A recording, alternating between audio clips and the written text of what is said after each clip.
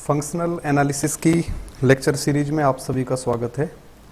तो last class जो हमने की थी, लास्ट क्लास के अंदर नॉर्म लीनियर स्पेस और बनाक स्पेस हमने प्रूव किया था कोसेंट स्पेस को।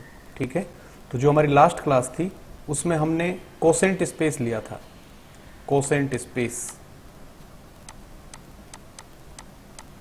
ठीक है, और उसको हमने प्रूव किया था कि quotient space norm linear space होता है, कोसेंट स्पेस बनाक स्पेस होता है। लेकिन उसकी कंडीशन थी कि n बाई m अगर कोसेंट स्पेस हम ले रहे हैं वेयर m इज क्लोज्ड सब स्पेस ऑफ कैपिटल N, उस केस में अगर n नॉर्म लीनियर स्पेस है तब quotient space n by m भी क्या होगा, नॉर्म लीनियर स्पेस होगा। इसी तरह से कैपिटल N अगर बनाक स्पेस है तब इसका जो कोसेंट स्पेस बनेगा n बाई m वो भी क्या बनेगा, बनाक स्पेस बनेगा। तो ये थ्योरम हमने लास्ट क्लास में कंप्लीट की थी। आज कुछ इंपॉर्टेंट प्रॉपर्टीज हम यहाँ पर देखेंगे, उसके बाद बनाक स्पेस के कुछ और रिजल्ट्स प्रूव करेंगे। तो सबसे पहले इनफाइनाइट सीरीज की हम यहाँ पर बात करें। Infinite series, infinite series. तो इनफाइनाइट सीरीज के अंदर हमें पता है कि कोई भी सीरीज है, अगर ये हम टर्म्स लें, terms suppose u1, u2, u3 and so on, इस टाइप के टर्म्स अगर हम लें, then summation of ui where I equal to 1 to infinite is called infinite series।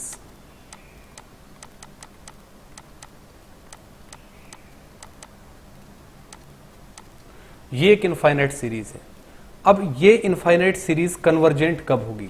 ठीक है, कन्वर्जेंस ऑफ इनफाइनाइट सीरीज। तो ये इंपॉर्टेंट टॉपिक आज का, convergence of infinite series.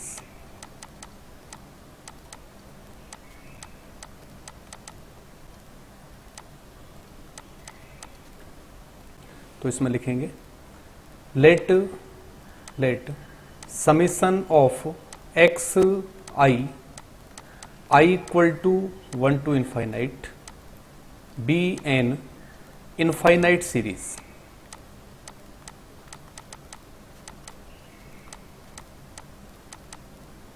Infinite series,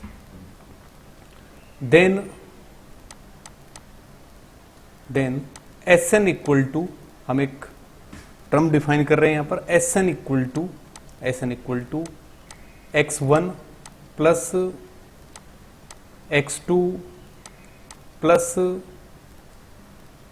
x3 plus and so on xn।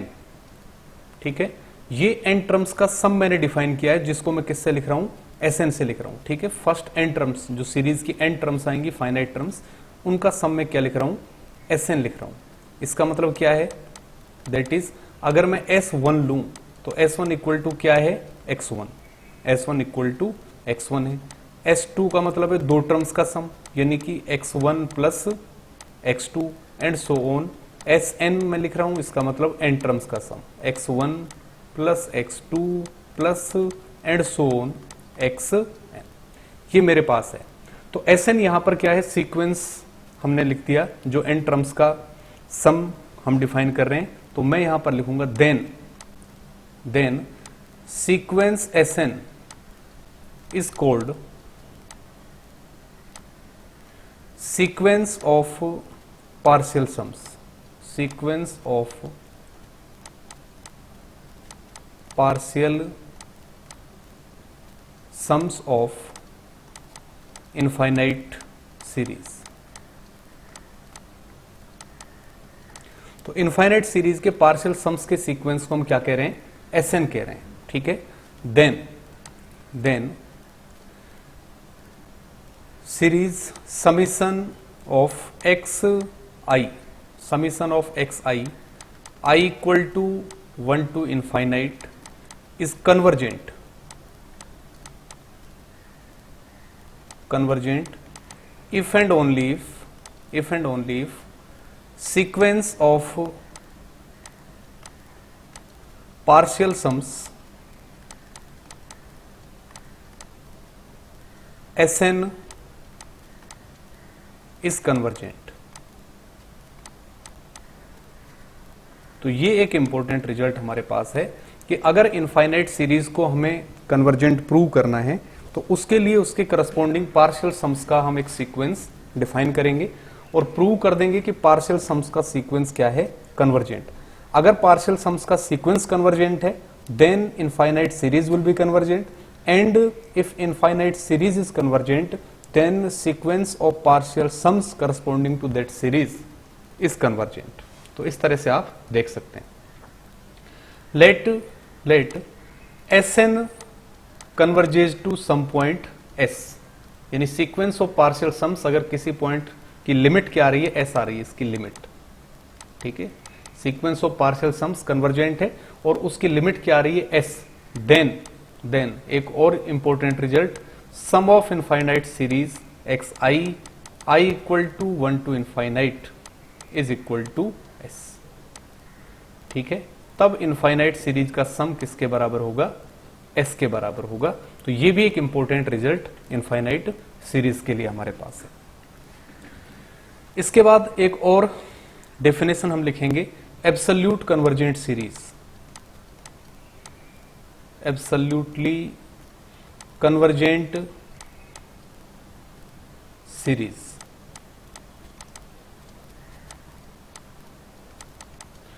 लिखिए इसमें let summation of xi i equal to 1 to infinite be n infinite series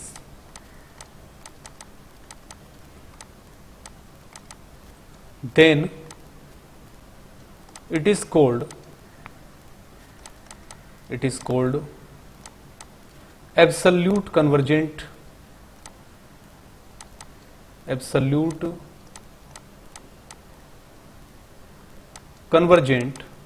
if summation mod xi I equal to 1 to infinite is convergent।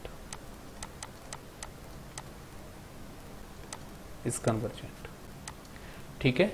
तो कोई भी series absolute convergent series कब कहलाएगी, जब उसके corresponding positive terms की series क्या हो, कन्वर्जेंट। तो ये सीरीज मेरे पास थी, इसके करस्पॉन्डिंग पॉजिटिव टर्म्स की सीरीज ये बन गई। अगर ये सीरीज कन्वर्जेंट है तब हम कहेंगे कि summation of xi is absolute convergent series. ठीक है। तो आपको ध्यान रहे समीशन ऑफ xi इस तरह से हम लिख रहे हैं, इसका मतलब that is summation of xi is absolute convergent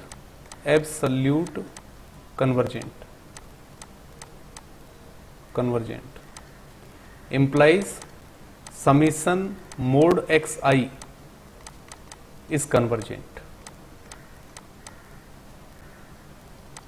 ठीक है। अगर समीशन xi एब्सोल्यूट कन्वर्जेंस है, इसका मतलब क्या है, summation of mod xi where i equal to 1 to infinite is convergent. ठीक है। तो इस सीरीज को अगर हमने कन्वर्जेंट प्रूव कर दिया तब हम कहते हैं कि समीशन xi क्या है, absolute convergent series. If summation xi is absolute convergent series then summation of mod xi is convergent series. ठीक है। तो ये मतलब आप इसका ध्यान रखिए। अब summation mode xi convergent series है तो समीशन ऑफ xi के लिए क्या क्या पॉसिबिलिटी हो सकती है ये आपने पढ़ा है। अब मैं ये ले रहा हूं, suppose let summation of mod xi where i equal to 1 to infinite is convergent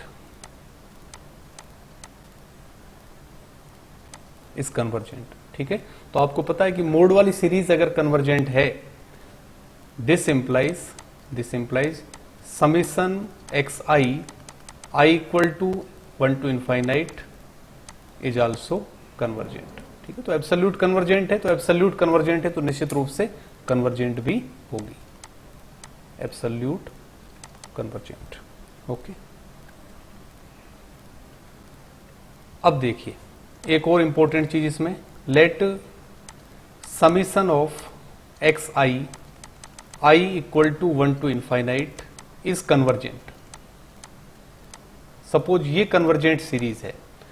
अब इसके करस्पॉन्डिंग मोड एक्स आई वाली सीरीज में देखूं, summation of mod x i equal to 1 to infinite और summation of mod x i equal to 1 to infinite.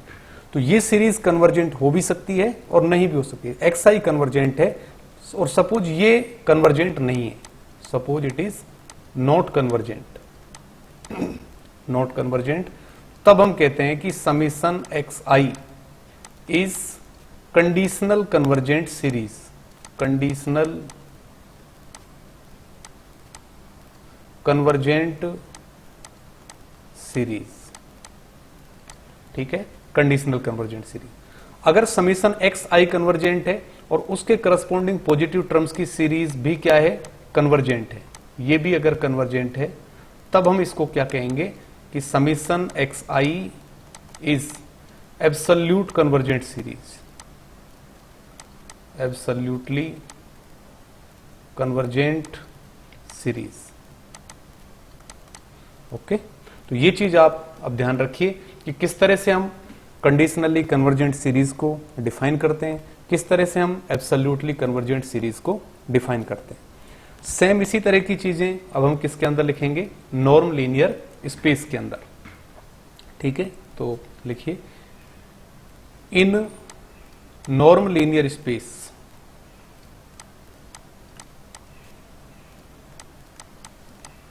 in norm linear space an infinite series summation xi equal to 1 to infinite is called absolute convergent series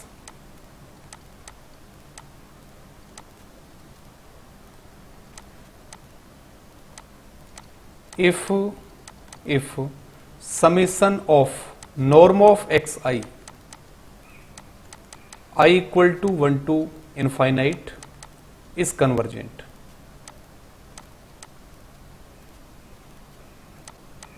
is convergent। ठीक है, तो ये series absolute convergent series कहलाएगी अगर summation of x i, ये series absolute convergent series होगी if summation norm of x I is convergent, यानी positive terms की जो सीरीज इसके करस्पॉन्डिंग बनेगी वो क्या होनी चाहिए, कन्वर्जेंट होनी चाहिए।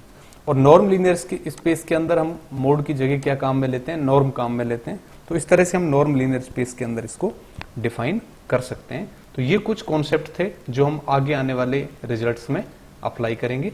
तो लिखिए इसके अंदर थ्योरम, एक इंपॉर्टेंट थ्योरम यहां हम करने वाले हैं। A norm linear space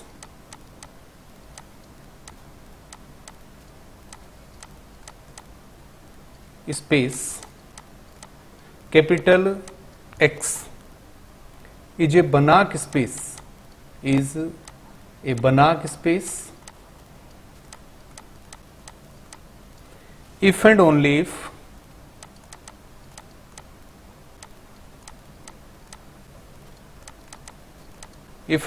if every absolutely convergent series, every absolutely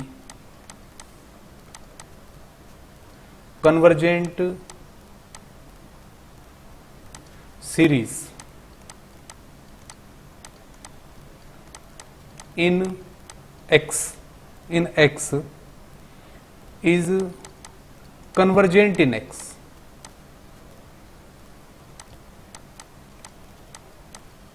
is convergent in X। ये हमें प्रूव करना है। A norm linear space X is Banach space if and only if every absolutely convergent series in X is convergent in X। तो norm linear space को सबसे पहले हम Banach space लेकर चलेंगे, मान लेंगे कि कैपिटल X एक नॉर्म लीनियर स्पेस है और साथ ही वो बनाक स्पेस है। अब बनाक स्पेस है इसका मतलब वो क्या है, कंप्लीट है। तब हम प्रूव करेंगे कि अगर x के अंदर एब्सोल्यूट कन्वर्जेंट सीरीज हम लें तब वो सीरीज x के किसी ना किसी पॉइंट पर कन्वर्जेंट होगी। और कन्वर्स पार्ट में हम ये मानकर चलेंगे कि x के अंदर हर एक एब्सोल्यूट कन्वर्जेंट सीरीज x के ही किसी ना किसी पॉइंट पर कन्वर्ज कर रही है। तब हम ये प्रूव करेंगे कि नॉर्म लीनियर स्पेस क्या बन जाएगा, बनाक स्पेस बन जाएगा। तो ये इंपॉर्टेंट थ्योरम हम प्रूफ करने वाले हैं। तो लिखिए इसका proof. First suppose that norm linear space capital X, norm linear space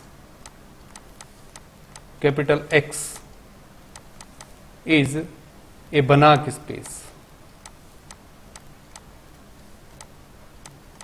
is a Banach space that is complete, that is complete, and let summation of xi I equal to infinite is absolute convergent series, is absolute convergent series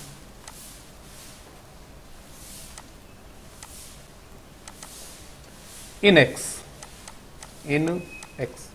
then we will prove that capital X के अंदर जो series summation of x आई है वो convergent भी होगी। ये हमें prove करना है। ठीक है, आ रहा है समझ में। Let summation of x i is absolute convergent series in X, then we will prove that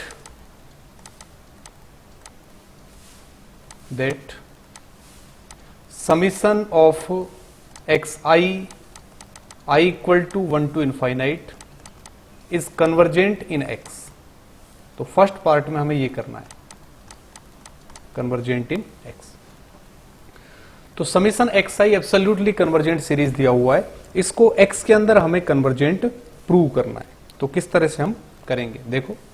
since summation of xi I equal to 1 to infinite is absolute convergent series, absolutely convergent in x, अगर ये series x के अंदर absolutely convergent series है तो इसको मैं क्या लिख सकता हूं, this implies summation of norm of x i equal to 1 to infinite is convergent in x। क्योंकि हमें दे रखा है कि अगर एब्सोल्यूट कन्वर्जेंट सीरीज है, ठीक है, इसका मतलब क्या है कि उस सीरीज के करस्पॉन्डिंग पॉजिटिव टर्म्स की सीरीज क्या होगी, कन्वर्जेंट होगी। तो ये सीरीज x के अंदर कन्वर्जेंट है। ठीक है, एब्सोल्यूट कन्वर्जेंट की डेफिनेशन का मतलब ये है कि पॉजिटिव टर्म्स की सीरीज x के अंदर क्या है, कन्वर्जेंट। अब ये सीरीज अगर x के अंदर कन्वर्जेंट है तो तब क्या होगा, तब इसका जो इसके करस्पॉन्डिंग अगर हम पार्शियल सम्स का सीक्वेंस बनाएं तो वो सीक्वेंस क्या होगा, कन्वर्जेंट होगा। सीक्वेंस क्या होगा, कन्वर्जेंट होगा। तो मैं इस तरह से लिख सकता हूं, देन या ये बना दिया, लेट एस एन डैश में लिख देता हूं, s n dash equal to n terms में ले रहा हूं इसकी, x1 नॉर्म पहली टर्म इस सीरीज की, plus norm of x2 plus and so on norm of xn। ये इसकी एन टर्म्स का सम मैंने लिया है जिसको एस एन डैश से मैं डिनोट कर रहा हूं। ठीक है, सीक्वेंस ऑफ पार्शियल सम्स। ठीक है, तो here s n dash is sequence of partial sums, sequence of partial sums. अगर ये सीरीज कन्वर्जेंट दे रखी है तो इस सीरीज के करस्पॉन्डिंग पार्शियल सम्स का सीक्वेंस भी कन्वर्जेंट होगा। And since summation of norm x I I equal to 1 to infinite is convergent, this implies sequence of partial sums Sn dash is also convergent,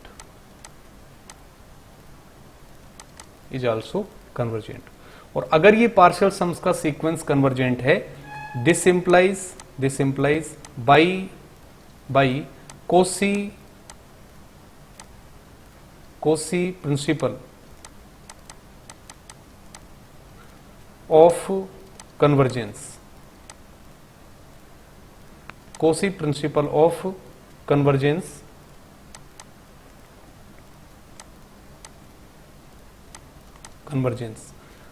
norm of Sn plus p dash minus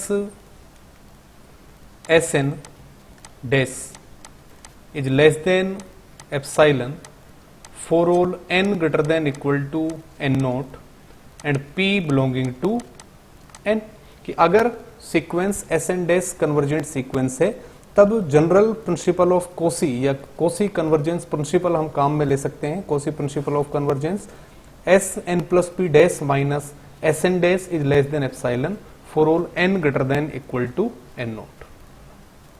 अब आप देखिए Sn plus p dash equal to किसके होगा, norm of x1 plus norm of x2 plus norm of xn आएगा, फिर इससे आगे की terms norm of xn plus 1 और कहां तक की टर्म्स का सम है, norm of xn plus p।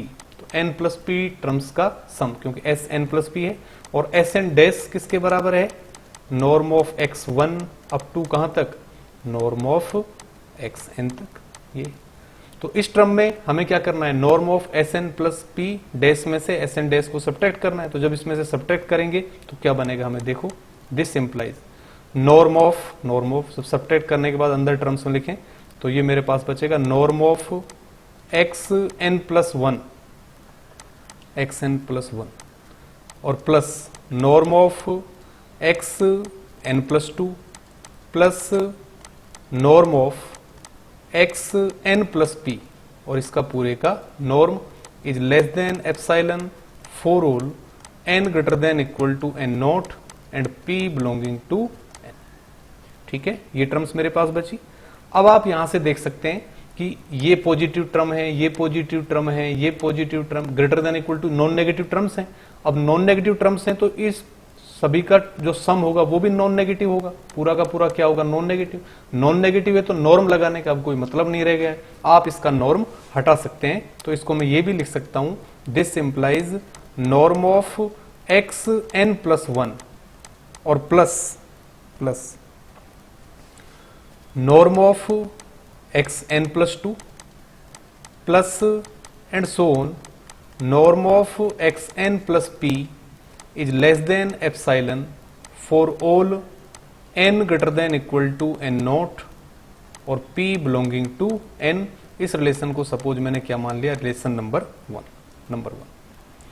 अब आप जानते हैं since x is norm linear space, ये हमें दे रखा है, since x is norm linear space, so norm linear space की एक प्रॉपर्टी मैं यहां पर काम में ले सकता हूं, norm of xn plus 1 plus xn plus 2 plus and so on xn plus p। ये पूरा नॉर्म क्या होगा, less than equal to norm of xn plus 1 और plus norm of xn plus 2 and plus so on norm of xn plus p। ये बनेगा, और ये जो टर्म RHS में आ रही है ये क्या है, लेस देन एप्सिलॉन। ठीक है, आप देख सकते हैं कि ये वाली पूरी टर्म क्या है, less than epsilon for all n greater than equal to n naught and p belonging to n और फ्रॉम 1। ठीक है, रिलेशन नंबर 1 से ये वाली टर्म, ये पूरी की पूरी टर्म क्या है, लेस देन एप्सिलॉन। अगर ये लेस देन एप्सिलॉन है तो RHS LHS वाली टर्म भी निश्चित रूप से क्या होगी, लेस देन एप्सिलॉन। तो आप लिख सकते हैं this implies norm of xn plus 1 plus xn plus 2 plus and so on xn plus p is less than epsilon for all n greater than equal to n naught और p belonging to n, which implies, इसको मैं लिख सकता हूं क्या, norm of s n plus k minus s n less than epsilon for all n greater than equal to n naught और p belonging to n, जहां S n equal to किसके हो गया अब x1 plus x2 plus xn, ये हम ले रहे हैं, और s n p plus s n plus p क्या होगा, x1 प्लस x2 से कहां तक xn प्लस पी तक, ठीक है। जबकि एस एन डैश में हमने टर्म क्या ली थी, नॉर्म x1 है, norm x2 plus norm xn, ये ली थी, ध्यान रहे, ठीक है। तो एस एन हमारे पास एक सीक्वेंस बन गया, और साथ ही ये किस क्या आ रहा है, कोसी क्राइटेरिया, ठीक है, जनरल प्रिंसिपल ऑफ कोसी। और यहां से क्या मेरे पास मिला, this implies sequence s n of partial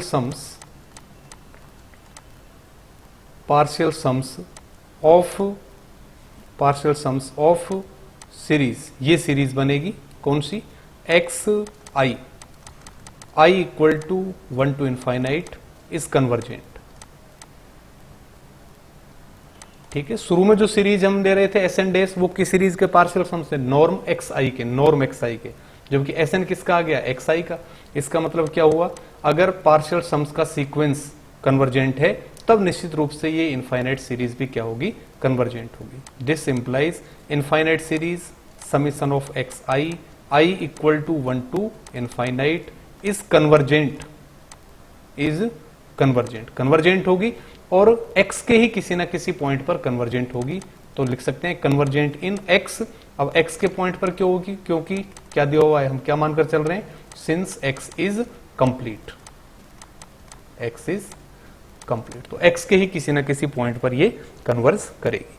तो फर्स्ट वाले पार्ट में हमने जो अभी तक किया है, हमने क्या माना था, इसमें हम ये मानकर चले हैं कि इनफाइनाइट सीरीज क्या थी, absolute convergent series, summation x i क्या थी, एब्सोल्यूट कन्वर्जेंट सीरीज। तब हमने प्रूव कर दिया कि ये सीरीज निश्चित रूप से क्या होगी, कन्वर्जेंट सीरीज भी होगी, summation x I is convergent series, ठीक है, ये हमने प्रूव किया है। अब इसका कन्वर्स पार्ट हम प्रूव करेंगे। कन्वर्स पार्ट किस तरह से, देखो, कन्वर्सली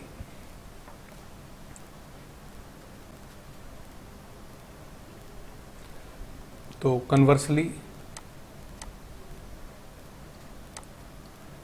अब हम मान लेते हैं कि every absolute convergent series in x is convergent in x, then we will prove that norm linear space is a Banach space. So conversely let every absolutely convergent series in X is convergent in X,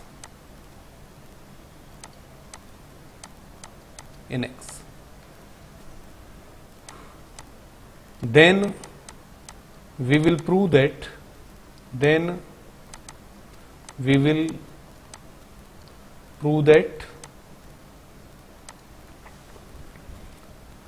क्या prove करना है हमें, norm linear space capital x is बनाक space. तो norm linear space को बनाक prove करने के लिए हमें उसको क्या प्रूव करना है, कंप्लीट स्पेस, ठीक है। तो हमें कैपिटल एक्स को कंप्लीट स्पेस प्रूव करना है। तो कंप्लीट स्पेस प्रूव करने के लिए क्या करेंगे, हम कैपिटल एक्स के अंदर एक कोसी सीक्वेंस लेंगे और प्रूव कर देंगे कि वो कोसी सीक्वेंस कैपिटल एक्स के ही किसी ना किसी पॉइंट पर कन्वर्ज करता है। कोसी सीक्वेंस को कन्वर्जेंट प्रूव करने के लिए हम उसका एक सब सीक्वेंस बना सकते हैं। सब सीक्वेंस अगर कन्वर्ज कर रहा है कोसी सीक्वेंस का, तब कोसी सीक्वेंस भी निश्चित रूप से उसी पॉइंट पर क्या करेगा, कन्वर्जेंट, क्योंकि रियल एनालिसिस में हमने थ्योरम पढ़ी है, इफ ए कोसी सीक्वेंस या a Cauchy sequence is convergent if it has a convergent subsequence, real में भी और मैट्रिक स्पेस में भी हमने ये थ्योरम पढ़ी है। तो कैपिटल एक्स को मुझे कंप्लीट प्रूव करना है, तो इसके लिए कैपिटल एक्स के अंदर एक कोसी सीक्वेंस में लेकर चल रहा हूं। तो let s n be a Cauchy sequence, Sn be a Cauchy sequence in capital X, in capital X, ये मान लिया मैंने, ठीक है। देन अगर Sn Cauchy सीक्वेंस है तो क्या होगा, norm of Sn minus Sm is less than epsilon for all Mn greater than equal to n naught, ये डेफिनेशन होगी Cauchy सीक्वेंस की, ठीक है। मैं एप्सिलॉन को एक पार्टिकुलर फॉर्म में डिफाइन कर रहा हूं। अगर सपोज एप्सिलॉन को मैंने ये ले लिया 1/2 raise to the power 2k, और हर एक k के करस्पॉन्डिंग में यहां पर n नॉट नहीं करके क्या फिक्स कर रहा हूं, n के, ठीक है, क्योंकि 1/2 लेंगे तो k इक्वल टू 1 ले लेंगे, 1/2 स्क्वायर है, ठीक है, तो n2 मेरे पास आ जाएगा, एंड सो ऑन, इस तरह से। तो हम इस तरह से लिख सकते हैं, then norm of Sn minus Sm is less than 1/2 raise to the power k for all Mn greater than equal to nk, Mn greater than equal to nk, ठीक है, क्योंकि इस k के करस्पॉन्डिंग यहां मैं फिक्स k कर रहा हूं। जब यहां 1/2 है तो उस केस में सपोज n1 मेरे पास फिक्स हो रहा है, अगर k की वैल्यू में 2 ले लूं उस केस में मेरे पास n2 फिक्स हो जाएगा, k की वैल्यू में 3 ले रहा हूं तो मेरे पास n3 फिक्स हो जाएगा, एंड सो ऑन, इस तरह से हम फिक्स कर रहे हैं। And choose nk such that, तो nk एक सीक्वेंस बनेगा जिसको मैं इस तरह से ले रहा हूं, such that nk+1 is greater than nk for each k। इसका मतलब nk को मैं क्या ले रहा हूं, strictly increasing sequence, that is nk is strictly increasing sequence.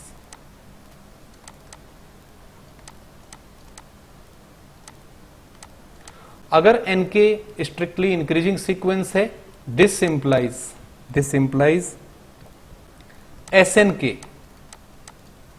Snk is a subsequence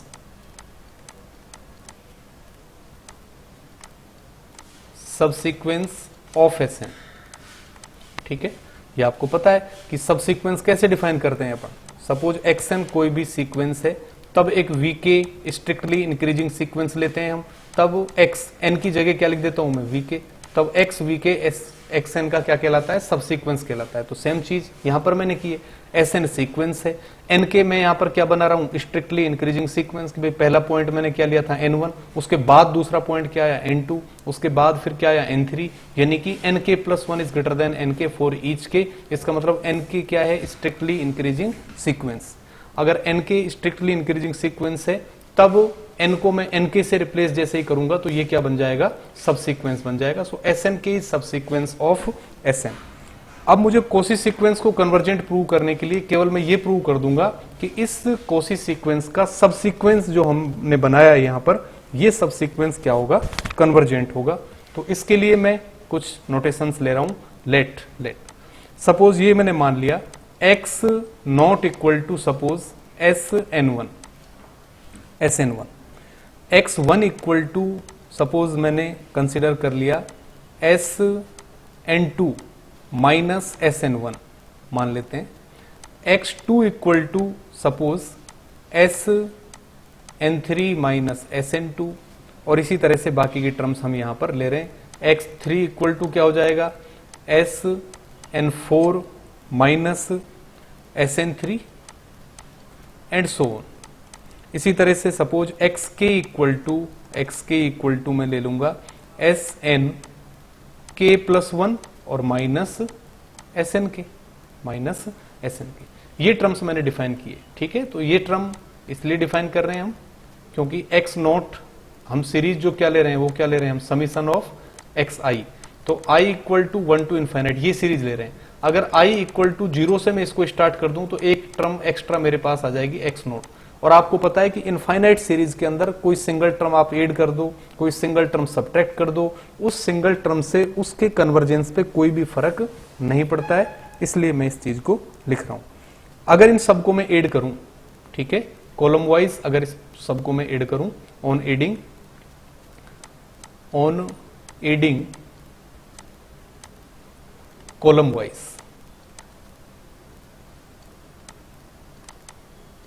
column wise, अगर इसको कॉलम वाइज हम ऐड करें तो क्या आएगा मेरे पास, summation of x i where i equal to 0 to k, i equal to 0 to के, और इन सबको जब ऐड करेंगे तो SN1 कैंसिल हो जाएगा, SN2 से cancel, SN3 cancel and so on, SNK तक की टर्म तो कैंसिल, केवल मेरे पास क्या बचेगा यहां पर SNK+1, SNK+1, ये रिलेशन हमारे पास आ जाएगा।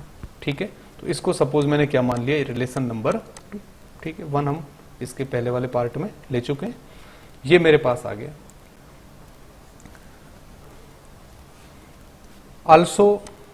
आल्सो अगर मैं ये लिखूं, सिंस SNK+1 इक्वल टू किसके होगा, पहली टर्म क्या है, x1 प्लस x2 से लेकर कहां तक भाई, कहीं ना कहीं क्या आएगा, xn प्लस, और ये चलेगा xnk+1 यहां तक। ठीक है, इसी तरह से अगर Sn में लिखूं, Sn इक्वल टू किसके होगा, x1 plus x2 plus xn। अगर SNK+1 माइनस Sn हम करें, तो मुझे क्या मिलेगा यहां पर। ठीक है, ये अगर हम निकालें नॉर्म ऑफ दिस, तो ये टर्म आप देखिए यहां से SNK+1, इस वाली टर्म से मैं देख सकता हूं SNK+1 minus SNK equal to किसके, XK, और इसका क्या हो गया, नॉर्म, और नॉर्म ऑफ XK को क्या लिख सकते हैं अपन, less than 1/2 raised to the power k for all k greater than equal to 1, ये आप लिख सकते हैं।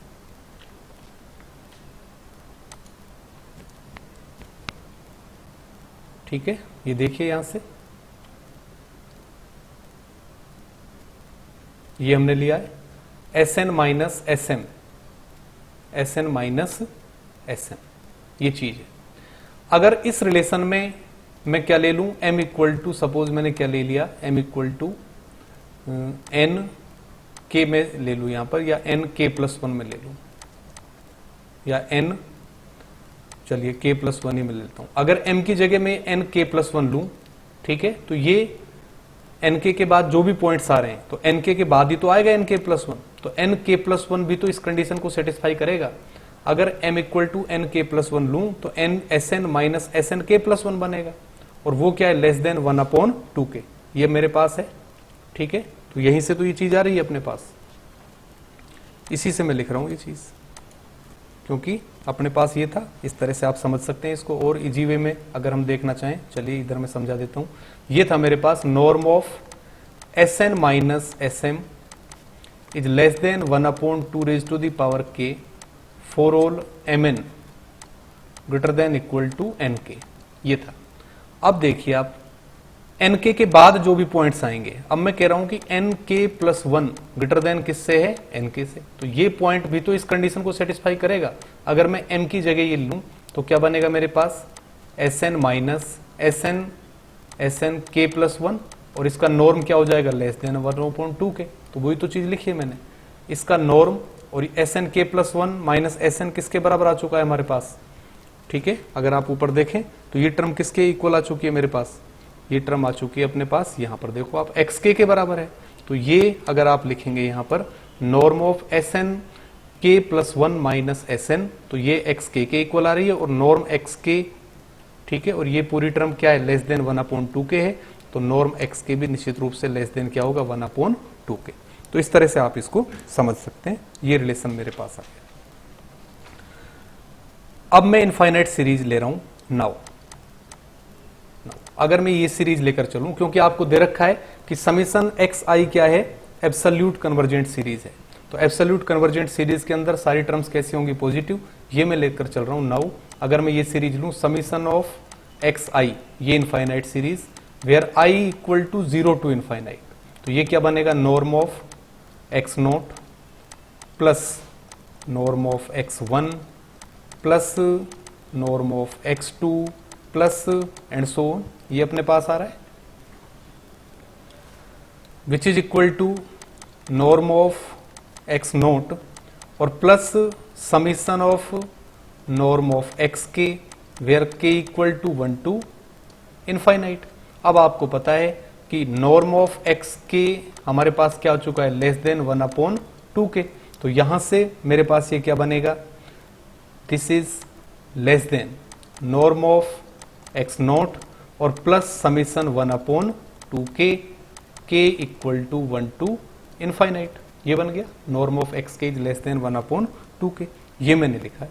अब इस इनफाइनाइट सीरीज का सम अगर आप निकालें तो आपको पता है कि 1/2 प्लस 1/2 स्क्वायर प्लस 1, इस सीरीज का सम क्या होता है, a/1 माइनस आर, तो a इक्वल टू किसके 1/2 अपॉन 1 माइनस 1/2 इक्वल टू किसके आएगा 1 के, तो ये इनफाइनाइट सीरीज का सम क्या आ रहा है 1, ठीक है।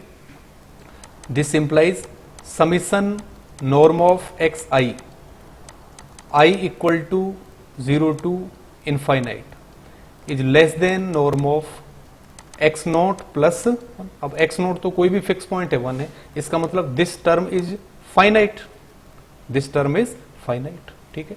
तो इस इनफाइनाइट सीरीज का सम क्या आ रहा है, फाइनाइट आ रहा है। अगर इनफाइनाइट सीरीज का सम फाइनाइट है, इसका मतलब वो सीरीज क्या होगी, कन्वर्जेंट होगी। तो यहां से मैं लिख सकता हूं this implies summation norm of x i equal to 0 to infinite is convergent series,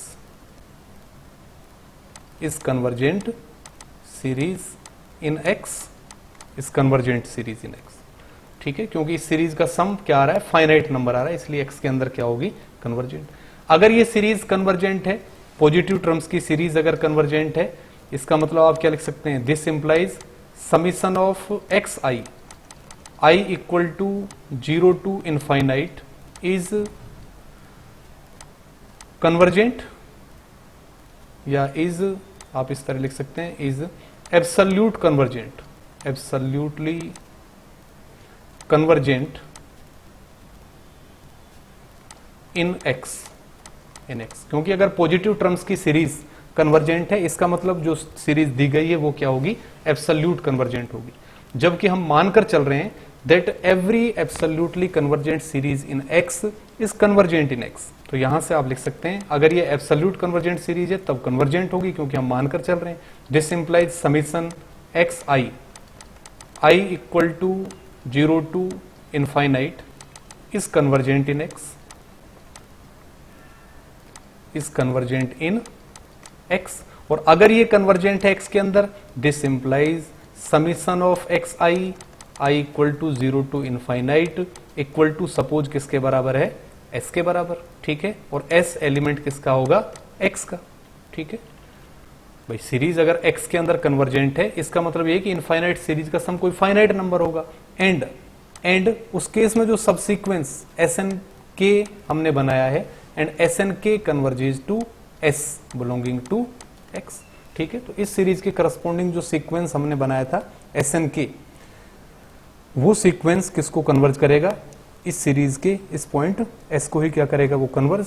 उसका रीजन क्या है, क्योंकि summation of x j, summation of x j equal to किस, या summation of x i equal to 0 to infinite equal to किसके होगा, limit of s n k, limit of s n k, इस sequence की limit के बराबर होगा। S n के लिखो या एस एन के प्लस 1 लिखो, एस एन के प्लस 1 लिख सकते हो आप। देखिए आप ऊपर क्या आया था मेरे पास, जो टर्म हमने निकाली थी इसमें, आप वापस देखिए उस टर्म को, ये मेरे पास रिजल्ट आया था,